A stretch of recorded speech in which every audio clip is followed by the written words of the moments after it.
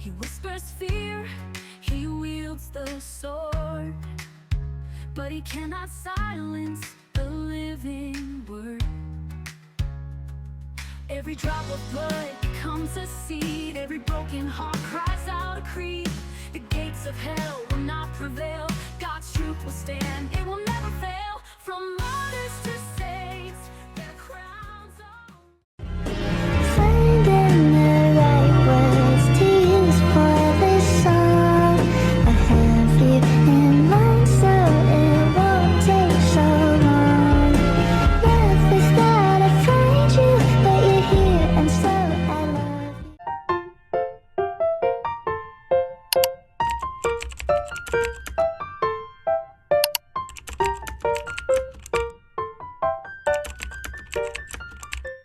Of Turning Point USA. She is also here to talk about Charlie Kirk's last book, Stop in the Name of God, Why Honoring the Sabbath Will Transform Your Life. Hi, Erica. Hi, good morning. So I'd love to ask you, just to start, how you're doing. But I don't mean that as a broad-ranging global question. I mean that on two fronts specifically that tie to today. Number one, how are you doing? You've been doing so much media. You're up here doing Yes. Fox. So that's many the thing interviews, is, Erica. I know. And that's the thing is that that's not something that I woke up one morning and said, I need to go on all of these TV shows. I need to go on all of these podcasts. That's not at all how this happened. My husband finished this book back in July. All of this media, his media book tour itself was scheduled for all this whole time. It's already been scheduled. Every public speaking event that I have had outside of the memorial has been because my husband was supposed to do that, and I was honoring my husband and I was honoring his friendships. And for example, Megyn Kelly, that last tour stop was supposed to be my husband. Another example, New York Times with Andrew Ross Sorkin. That was an event my husband was supposed to do with him for Deal Books because his book was about to come out. Everything this week was because my husband was supposed to do that for his book tour. I cannot wait for a peaceful Christmas. That's what I'm looking forward to, being with my babies, focusing on Turning Point USA, putting our heads down and continuing to get to work because we have midterms coming up, and having an amazing 2026. I am not looking to become a political pundit. I don't need a TV show. I don't want a TV show. I don't want a radio show. I have my marching orders. I'm here to honor my husband, and I'm here to do a service to him of making sure that his book gets out in the hands of millions across this world so that it can make a difference. That's what, and yes, I'm doing just fine. I have my tea this morning. I got a good night's sleep, and here we are. We're rolling. I'm glad. I know how exhausting it can be to be on so many different shows. Yes. I hope you're honoring the Sabbath. I did learn recently in reading a new book, Stop in the Name of God, that you can't just tell yourself that this will pass, that there'll be a new season, that you can rest when it's over. You have to be honoring that. I'm curious, are you, amidst this entire whirlwind, Erica, are you honoring the Sabbath? You have to pick and choose. There's times where I will turn my phone off for a few hours. I didn't choose just one specific full day as of yet. It used to be Friday night, all day Saturday. As you can imagine, things are a little frenetic, but also my mom is very sick, so I want to be able to be available in case she does go back into the hospital. So I'm trying to keep all of that in mind. But if someone needs to get a hold of me, they will know how to get a hold of me. So, for example, in the book, he also talks about how you can sunset your devices. So once 5 o'clock hits, unless it's an absolute emergency and the world is burning, get a hold of me. If it's life or death, obviously get a hold of me. But once you set those boundaries, people respect them. And honestly, too, as we're trying to heal from this trauma, we're doing our best to make sure that as we continue forward, we're also creating our own little mini Sabbath throughout the day. So if that means you need to take an extra few hours and just breathe and go sit with the Lord, great. Because you can't do it on a full day, do something. That's what this book is about. Do something. It doesn't have to be perfect. It doesn't have to be legalistic. It doesn't have to be what everyone else is doing. Make it work for you. And that doesn't matter if you're a believer or a non-believer or if you're, whatever you are. Just Do what works best for you. And we will get into a little bit more of what Charlie talks about in Stop in the Name of God, which I did read this morning. I found it an incredibly compelling read. I actually, and no offense to Charlie or to you, I think it's even more compelling than the title. I think this is going to apply to everyone, regardless of even your own religiosity, your own belief. This is something that can make you a healthier person, tied to biblical wisdom. And I do want to get into that in just a moment. But you're also, Erica, you're doing this like what you just rattled off in a time of trauma, doing all this media, running an organization, and then you're a mom. And then you have these two kids. I don't know how you balance. I truly don't know. I think of myself, as everyone listening probably does as well, as a busy person. I know how incredibly busy your husband was, but yet you are also a mom. Yeah, I am. But yeah, I got to tell you, it takes a village, and we have one heck of a village. Charlie handpicked all of the leadership on our team at Turning Point USA, Turning Point Action, the Charlie Kirk Show. He handpicked everyone. And that's what's so special. And that's what I've told people this before, you know, our staff and everyone on our team, we're so mission focused. And we realize even more so when it's like when you go to war with someone, that's a totally different level of just human instinct. I can't explain it, but the bond between all of us is way deeper than a 9 to 5. It's way more personal. I'm not saying that if someone does something wrong, we don't fire them. That's not what I'm talking about. What I'm talking about is that we are so bonded with something right now that is so traumatizing, but also we know and we believe so much in our God and his sovereignty and his goodness. And yes, it's painful, but we have a team that we can rely on. We're not doing this alone. I could not do this alone, and I do not take full credit. I am weak every morning I wake up. And when I wake up, I ask the Lord, give me grace. Fill me with your strength. This is not human. This is not human. This is God. And I give him all the glory. I like I said to Glenn Beck earlier, I don't care about the rest of the world's judgment. I don't. I have an audience of 2. That's my Lord, and that's Charlie. I mentioned to you that I wanted to ask you how you were doing based on 2 specifics. One is the requirements of your job right now and all of these media appearances. But the other is that today, in just a couple of hours, Charlie's alleged assassin, Tyler Robinson, is going to make his first court appearance. How are you doing in the reality of that news? You know what's so interesting, Will, is that what I have found throughout this whole process is how our school system has really failed to educate us on how an actual trial works. We are so used to Law and Order shows that we think it will be solved in a half hour. That's not how this works. I personally am having our attorneys watch it. I have zero desire to look at that man on camera. When the trial starts, it's a whole different ballgame. But right now, I guard my peace. I guard my heart and I guard my mind. I don't need to look at you. I have nothing to say to you. I know that this hearing is addressing having cameras in the courtroom, and I believe we strongly need to have cameras in the courtroom. And I want people to be knowledgeable on the standpoint of this is a murder case. My husband was murdered. He did not die in a car accident. So what I would love is for people to read up a little bit more or have others out there who understand the court system explain it to us all. Because I had questions too. I remember asking my attorney, wait, hold on. You're telling me that we have to wait almost a full year for this court case? Like, that blows my mind. Even after you request a speedy trial, like, we're not just sitting here not having questions. I question everything. I don't do it publicly. I don't need to have that on the airwaves. I don't find that necessary. I never did.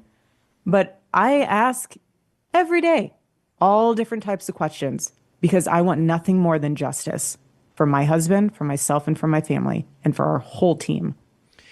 Erica, you famously and inspirationally at Charlie's Memorial forgave Tyler Robinson.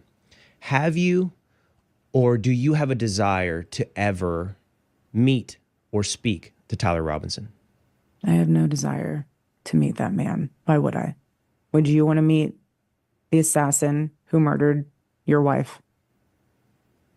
I highly doubt it. I don't know. Unfortunately, or perhaps fortunately for this conversation, I can't sit in your seat. I pray. No, I pray you never do. I pray you never do. But I really do what I mean not by that have is a desire. I truly, Erica, this is my humility to you and to your situation. I don't know. I can't. I'm No, never in that seat. I truly, and I appreciate that honesty. I will tell you though that I don't. I have nothing to say to him. I don't. I have nothing to say to him. Forgiveness is not a weakness. Do I forget what he did? No. Do I let that absorb and consume me? No. But I have nothing to say to you. You murdered my husband. I have to tell my daughter every day and explain to her why daddy's not coming home. Why am I going to waste my breath Yeah. talking to a man I have nothing to say to because words, I guess I'll guard my words. the I don't know portion of where I sit today, which I'm very fortunate to sit in that position. I'm fortunate to not know. I only know how others react, and there are some, I guess, maybe seeking understanding. I've seen victims do that. Maybe do you? Let's presume that's why they do. I don't know why they do, but some families do meet the people who perpetrate this horrible thing on their families, and I would assume it's for understanding. I don't know. I It's think I'm probably assuming closure. I mean, Closure? everyone's different. I don't need closure. I don't need understanding. Evil's evil. I don't have any questions for him. I don't. I don't have any questions for his family. I don't. What this boils down to, honestly, is that he made a decision. One day, he decided to let the smallest seed of evil in his heart. He decided extinguish that evil. Instead, he decided to feed it. I don't need to ask him why he fed it. Evil is evil. So he kept feeding it to the point where he murders my husband. My husband challenged ideas. He had people come to the front of the line who did not agree with him. He would put the mic down and listen to what they had to say. And if people heckled them in the crowd, he would say, "You guys stop. This takes a lot. This takes a lot to come up to the front of the line and to the mic and to talk." He would give them a chance. He would use his words for good. And he would put his mic down and let the other person talk. And instead,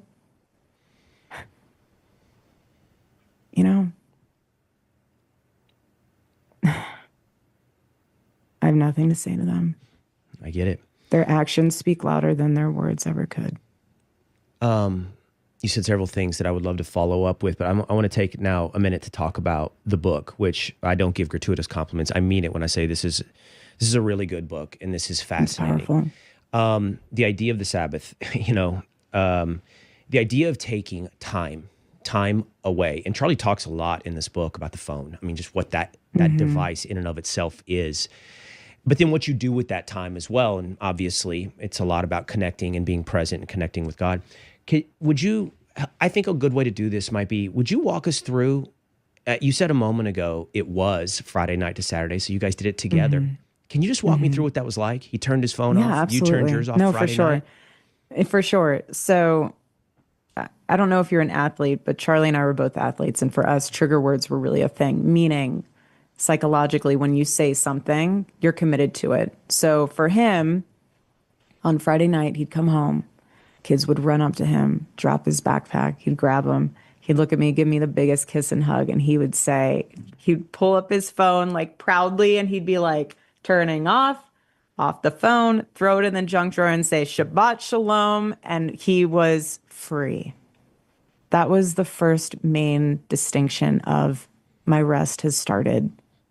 And we'd have a home cooked meal. we'd go to my mom's, or we would stay at our house, be with the kids, or we would go on a date night. Charlie was huge on putting our marriage first because we came first. You put the marriage first, then the kids. And he knew how important that was. And we loved each other so much. And he was such a good husband to me. He served me so well because both of us had a servant's heart. I served him. He served me. It was never keeping score. It was never saying, oh, you came home late, or you missed this, or you missed that. We never did that. We were on the same team, always same mission.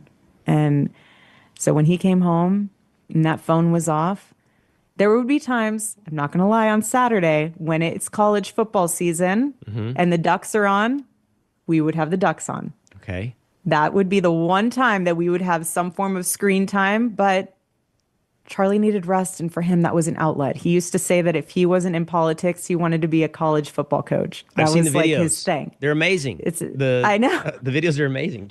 By the way. He was a phenomenal quarterback. He had a great arm. Yes. And so for us, it was just being family time.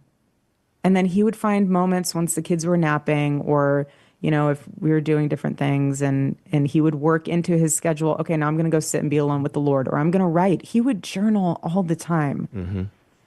And he gave himself that peace of knowing, like, if I want to be the man that God needs me to be, and I'm going to step up, I need to give God time to allow for that to happen, to soften my heart, to read, to become a thought leader. My husband wasn't a mudslinger. He was a thought leader. He didn't get boggled down into drama. He didn't get boggled down in calling people names. He didn't do any infighting. He was a peacemaker. He was a bridge builder, and he was very intentional with his time.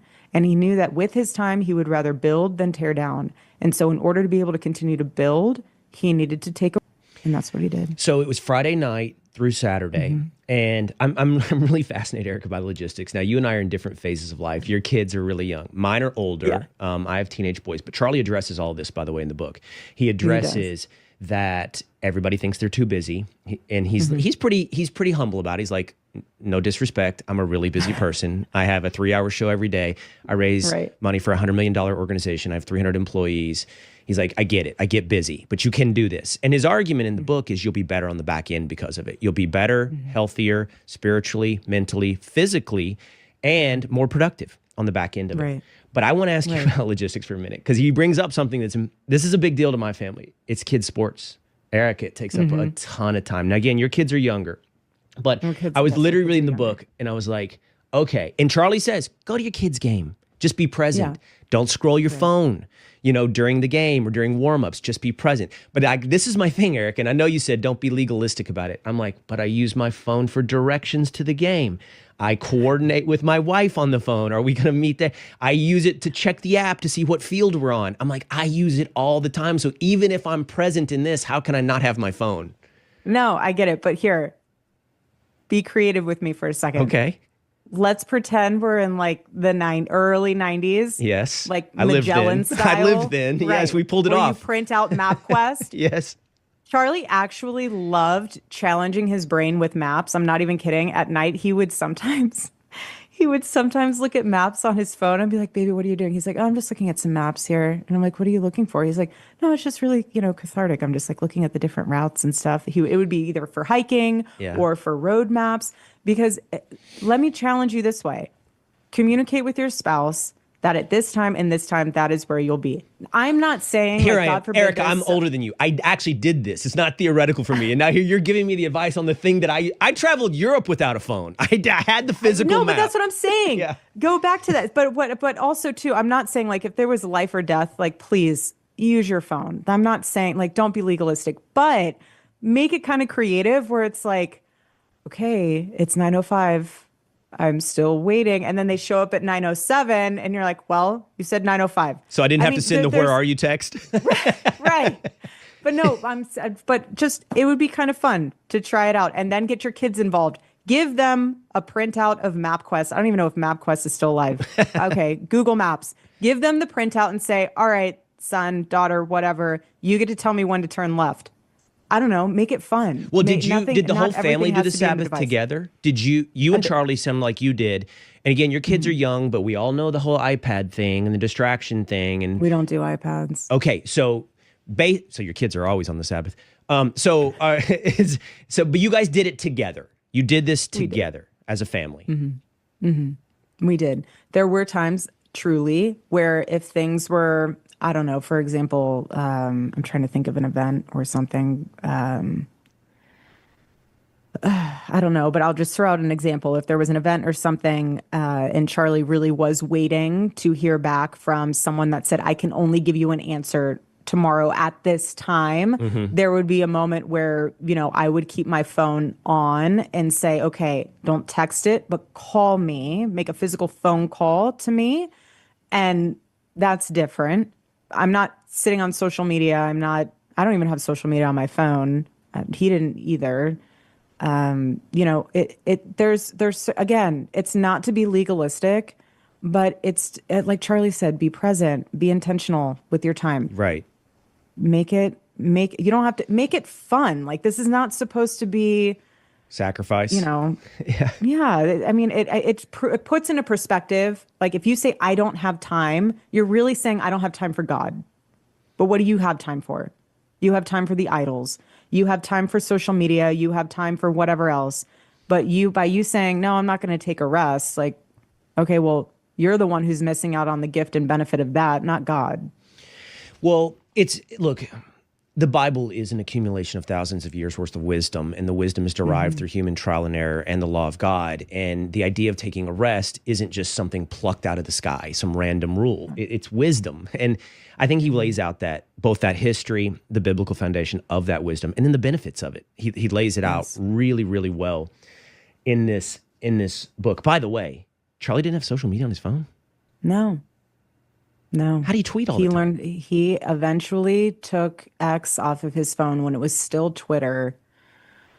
Gosh, the team would know the exact day and the exact month. But he realized that he would just aimlessly, and I watched him do it a few times. I know all of us are guilty of this. You literally open an app, you get out of it, you go to the through next three one. other apps, Yes. but you go through three other apps. And within seconds, Back to the go to your first. text, and then you go back to the app That's that you had 100% just true. opened. Yes. And you're like, what's new? You're getting a dopamine rush. The problem is you're trying to get a fill of a dopamine rush that the Lord has put in you that only the Lord can fulfill. So if you're trying to get that dopamine fix from a black screen, you're not going to get it. And that's why God is like, okay, just rest. No, we don't. I don't need to know the opinions of the world on my phone. If this is a new phone and a new phone number, the other phone and phone number is a black hole. But this one, like, if you have this number, it's because you're pretty much going to call me. I don't get too many text messages on it, but there's no reason why I don't need to be going down the bowels of Instagram to see all the fun chatter online. Okay. Okay. Let me just say this, because I am going to follow up on that now. I do want to say this with all genuineness. I do think the audience should check this book out. I do think it's a great read. It's an easy read, by the way. It's beautiful. And I do think it'll make you better. I'm going to try it, Eric. How about that as an endorsement? I am going to try. I love it. You should, try. and start small. I also like Saturday. I like Saturday as the day. You By can the way, choose any day. I know Charlie said that. Any day It you doesn't want. have to be any particular day. It's about the rhythm of 6 on, 1 off. But I do like the Friday night to Saturday things you guys did. I am going to try. I am. You should. And I say that with I humility. encourage You hear the word try. You'll become a better husband, and your wife will become a better wife, and your marriage will flourish. Charlie viewed it as almost like the big secret. Yeah. And he wanted everyone to be in on it. Okay, I do want to ask you about this, Erica. You did mention the rabbit holes. You did mention the chatter. You're very aware. That's very clear. And yesterday on Fox with Harris Faulkner, you began to address this. You probably have a few other times as well. But it's the conspiracies around Charlie's death. And, when this first happened, you know that I do this every day for a living, and you're a part of this. Most of the ugliness and everything was coming from a predictable direction, the left. Now it's on the right. It's everywhere. And let me start here. You felt, I know you were asked, but you felt that now was your time to address it. Why? Well, like I said earlier, I just want a very peaceful Christmas. I want my team to have a peaceful Christmas. I'm not going to sit here and mudsling. Like I said earlier, I'm not going to call names. I'm not.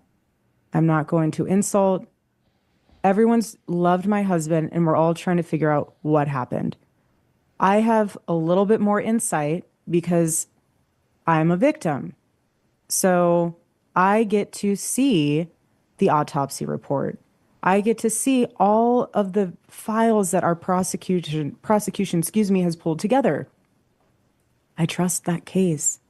And so while everyone's trying to find the ultimate explanation of digging deeper and digging deeper, that's one thing.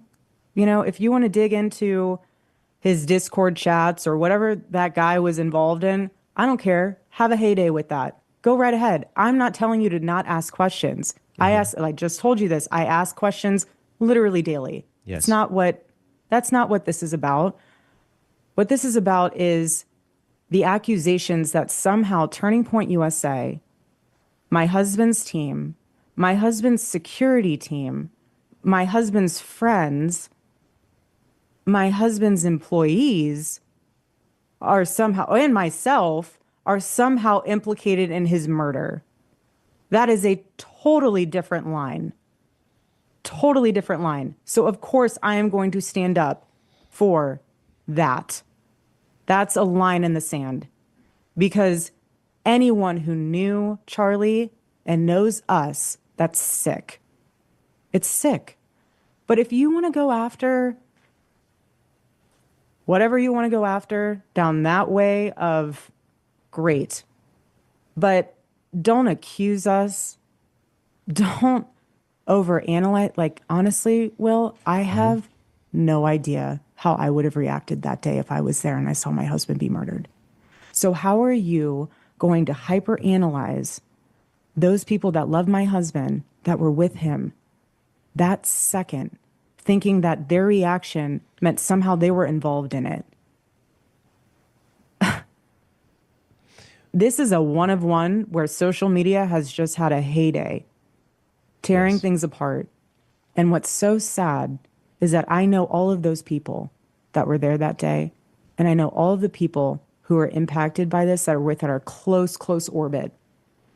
And it is painful to see on their face how exhausted they are to have to relive the trauma every single day. That's not fair. We are not robots. How do they consume it, Erica? How does it, I mean, social media, how is it getting to you? Like, I know you said the chatter. Well, the team tells me, I mean, I do not watch one thing. The team tells me if there's anything I need to know. I mean, honestly, I say, unless I really need to know, tell me. But if I don't, please, I don't need to hear it. But that's, we So try to they come guard in, it that Erica, way. and But they're like, they're saying this now. This is the current line. This is what's happening. not all the time. Not all the time. Honestly, it might not even be from the team. I'll get a phone call from someone and be like, hey, did you know that somehow you're involved with Romanian orphans being sex trafficked? I'm like, you've got to be kidding me. Like, it becomes laughable at some point. I mean, again, we have been lied to over and over again. So there is a baseline of understanding of, okay, we're trying to seek the truth. I get that. Again, I'm not saying don't ask questions. But when you turn questions into accusations and you don't have proof, and you're leaving things open-ended as if our team or someone involved with our team is involved in it, and then you sit there and hyperanalyze my body movements, my tears, my frowns, my voice inflection, my faith, if it's not real or if it is real. I'm not going to waste my time with that. I have nothing to prove to you. Where do you think When it's you coming know from, the Erica? truth, I beg your pardon? Where do you think it's coming from? Like, what's the motivation? That's for each individual person. Everyone has their own motive. I'm not going to assume what those motives are. Some, it might be, honestly, grief is weird. Everyone grieves differently. It's not linear. Comes in waves. Everyone has their own personal relationship with Charlie in a way where even if you didn't even meet him, you have a personal relationship with him because you watched his videos, or you went to a campus event. Then you get to the next tier where you actually did meet him. That's another personal layer. Then you get to the next tier where you were actually a friend. So I'm not going to sit here and question or hyperanalyze what someone's motives is. That's in their own heart, and that's what they have to deal with responding to the Lord. That I'm not going to go, you have to put your head down on your pillow at night, and whatever your decision is, that was your decision. What I do ask, though, is that you keep in mind, again, there is a difference between questions and accusations. And if you have accusations and you are going to go down that rabbit hole, provide proof. I don't care if you're a journalist or someone on X.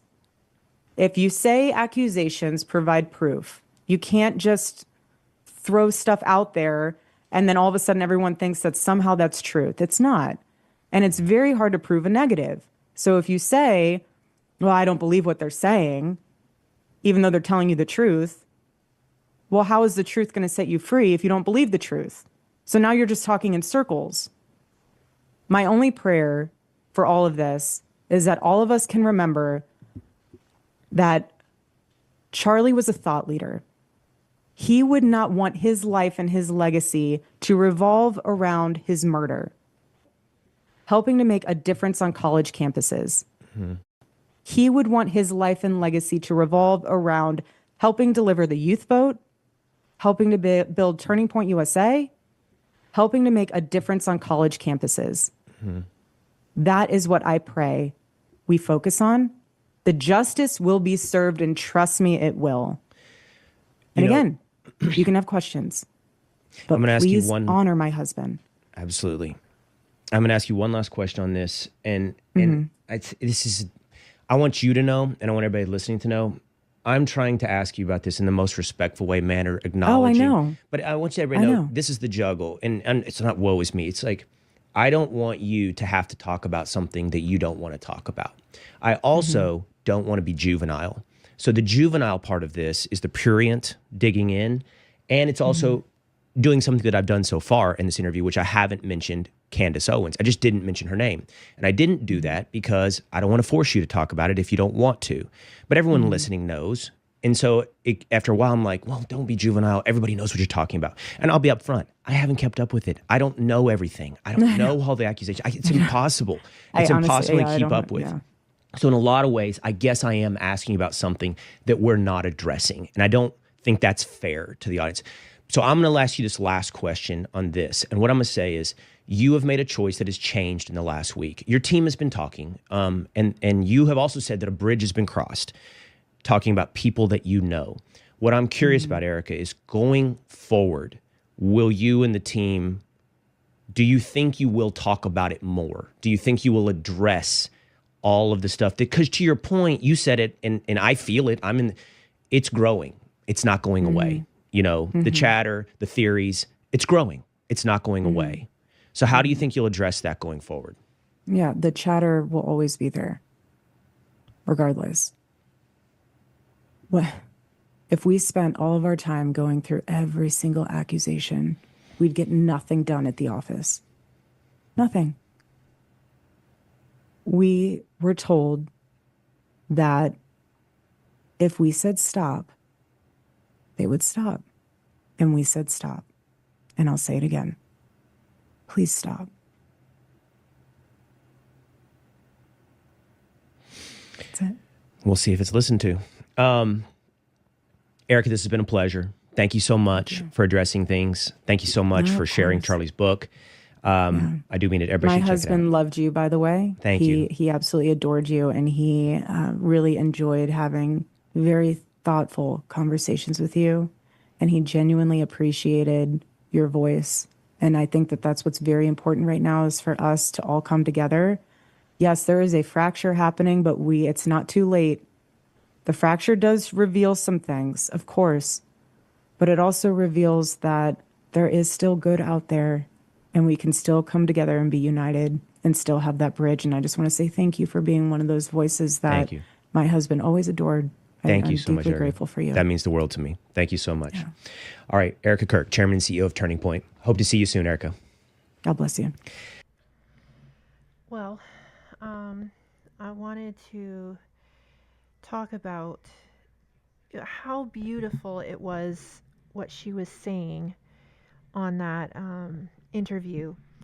One of the things that really stood out to me was how she was saying that even Charlie was not in the business of throwing mud or giving airtime to those who don't deserve airtime. I remember watching this